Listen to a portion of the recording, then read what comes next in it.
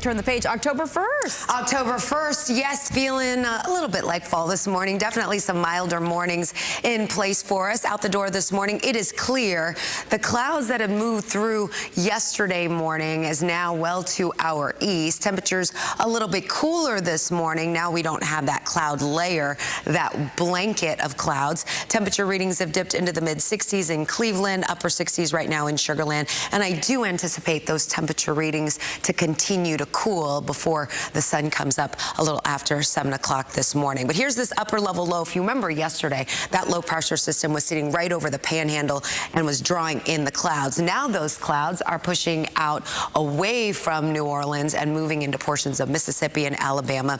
Not rain producing clouds for the most part today. Looking for mostly sunny conditions, although future track is picking up on some of those clouds coming in off of that northerly wind. And with that said, there'll be mostly sunny to partly cloudy conditions. Look for temperature readings maybe a touch warmer than yesterday. We're talking highs somewhere into the mid-90s. Ozone pollution watches remain, but there are signs for some improvements. There are also signs we get a little bit of rain back in the forecast. I'm going to time that out for you, as well as your 10-day coming up in about 10 to 15 minutes, ladies. All right, thank you. All right, turning now to check in with Elita on the forecast. Good morning. Good morning to you, Samika. The last couple of days, we've given you the report card on some of the rainfall totals across the Houston area over the month of September. This is the report card, if you will, for the high temperature readings over the past month. And you can see a lot of red boxes. What do the red boxes mean?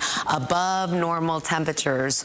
Only 4 days where we saw those temperature readings drop below normal. Thankfully, the last few days, even though those temperatures were in the upper 80s to low 90s, that nice drop in humidity made it more tolerable for you. And I think we've got a couple more of those afternoons. Only those temperature readings will continue to climb. We're going to avoid any upper 80s, but I think we'll be in the mid 90s, which Thursday's high of 95 is only a couple degrees shy from the record. This time of year, those records could be somewhere in the mid to upper 90s. We'll be close to the record once again on Friday. And then we could see a little bit more of a drop off early next week as some rain returns across the area. Yeah, it has definitely been dry, over 3-inch deficit when it comes to our rainfall totals over the past month. So hopefully the month of October brings us a little bit of a wetter change, and it does look like those rain chances will start to build.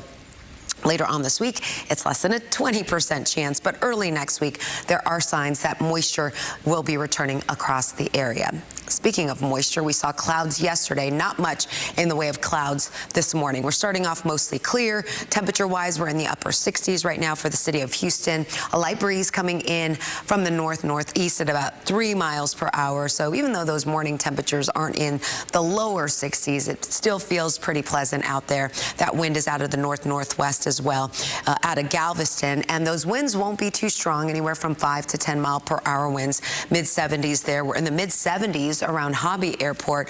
Meanwhile, Tomball, you're at 65, 66 degrees right now in the city of Rose Hill, 67 in Sealy, low 70s in Morton, and similar to yesterday, those temperatures are going to top out into the 90s. We may even see temperatures getting a little bit warmer out west, where those temperatures could be closer to 96, 97 degrees. And overnight, still very pleasant with that northerly breeze. Those temperature readings should drop off somewhere in the mid to upper 60s. Very comfortable for us with very little change in the weather. Now you'll notice this is the current air quality across the area, and right now the sensors are good to moderate locally, but off to the east, we've got a little pocket here reporting unhealthy for sensitive groups, and we're going to have another run of these ozone pollution problems today and tomorrow before we slowly start to see a gradual improvement later on this week. Here's the area of low pressure that drew in the clouds yesterday. That is now shifted off toward the east. Not much happening for today. We could see a few scattered clouds rolling through the area.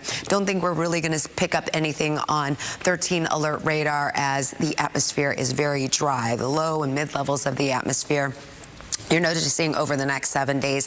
There could be some rain around, but again, it's going to be a slim chance with some of the highest rainfall totals kind of situated here over the eastern Gulf of Mexico. And what we're going to be looking for is some of that moisture to potentially move in our direction. That sets us up for that 10% chance for Friday, potentially into the weekend. And then as we get into the weekend and into early next week, we're going to be watching for the potential for an area of low pressure to develop, kind of this pocket of moisture moisture starts to invade southeast Texas, and that's going to lead us to drawing in a little bit more moisture and again building those rain chances early next week. For now, those temperature readings overnight won't be quite as cool going into the new work week, but those afternoon temperatures will be slightly lower, somewhere into the low 90s. So overall, the weather pattern, ladies, for the new month of October, we'll probably be calling it Hottober because it is going to be very toasty around here for those first few days. Okay. All right. Thanks, Elita. This morning. Good morning to you, Elita. Good morning. Good morning to you, Miss Samika and Rita. We're starting off this morning with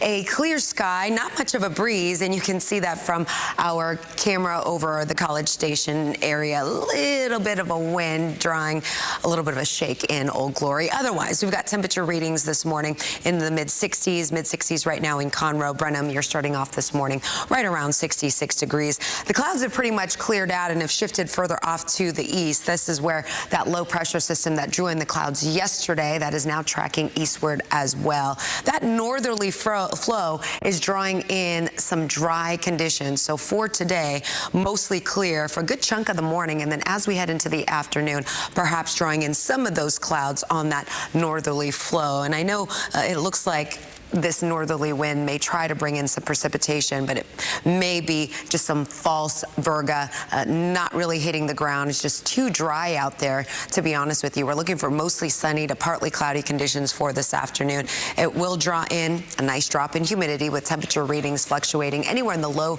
to mid 90s, maybe even some upper 90s out west. Another round of ozone pollution issues. We'll talk more in detail about that. Also, the latest on the tropics coming up in just a few minutes. To Elita, do you need me to go get you some water? Or everything good? I may have to go after this. I may go. There's a little tickle coming on, so hopefully I can make it through this weathercast. All right, you're talking about those radar images from NASA. Here's another point of view of some satellite images that we have, the latest on the tropics. Things are still nice and quiet across the Gulf and the Caribbean.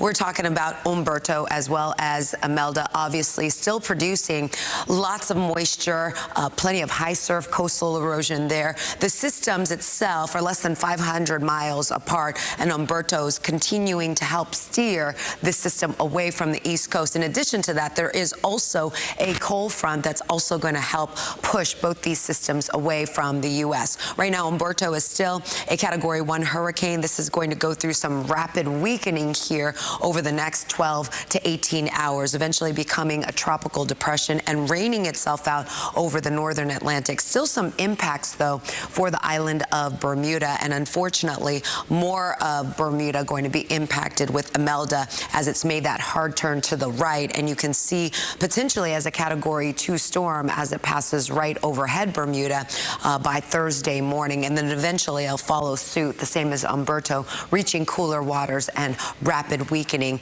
as we head into the weekend. Meanwhile, we are going to continue to monitor in the days ahead for any development, not just along the eastern seaboard, but also closer toward the central Atlantic. There is a low probability of formation odds there as we get into next week, October 8th through October 14th. But I do want to direct your attention to the Bay of Campeche, the southern Gulf, as well as the western Caribbean. The potential for the Central American gyre to become more active as we get into week 3. That would be October 15th through October 21st. And I'll tell you what, we definitely need the moisture.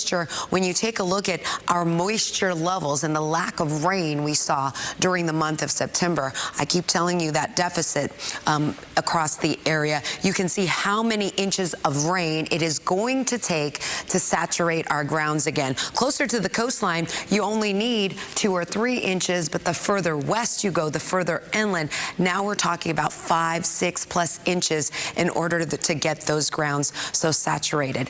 That is why our lawns are looking so crispy these days, so brown. So for those of you that have had to get out there with the hand hose and do all of that, unfortunately, we've got more days ahead where we're going to struggle to squeeze out any moisture, to squeeze out any raindrops. We do have some rain chances building back early next week, and I'm hopeful that the trend is going to continue to bring in more of this moisture. So we're going to continue to fine-tune that forecast for you as we get more confidence in some of our model data. Now, our model data this this morning is calling for a clear start to the morning. Yesterday with the satellite, I was showing you those clouds, and those clouds were pretty much stubborn to clear out completely across the area. Today, though, maybe a few scattered clouds rolling through the area this afternoon. Otherwise, a clear start to the morning. We've got some cooler temperatures running a few degrees cooler compared to yesterday at this time. Low to mid 90s for this afternoon. Those of you on the west side of town, 97 degrees in LaGrange and Bastrop. I know, October 1st, and we're talking about upper 90s, unfortunately. And temperature readings overnight still expected to fall into the 60s. And with that northerly breeze, we still anticipate some low humidity around here. Unfortunately, with the sunshine, the calm wind, we are going to be dealing with some ozone pollution problems. Right now, we've got good to moderate air quality, but off toward the east is where we already starting seeing some ozone pollution problems. So ozone pollution watches in place today and tomorrow. Still some high levels of ragweed pollens that we're going to be monitoring. And for today, as I mentioned, we start off clear with a few scattered clouds overhead. The pattern is fairly quiet for us, so can't beat that for this first week of October, going into that first weekend of October with mostly dry conditions. Overnight lows in the upper 60s to low 70s with highs in the low 90s. All right, time now 4:52. You're watching ABC 13. We're not done yet. We'll be back on the other side of the break.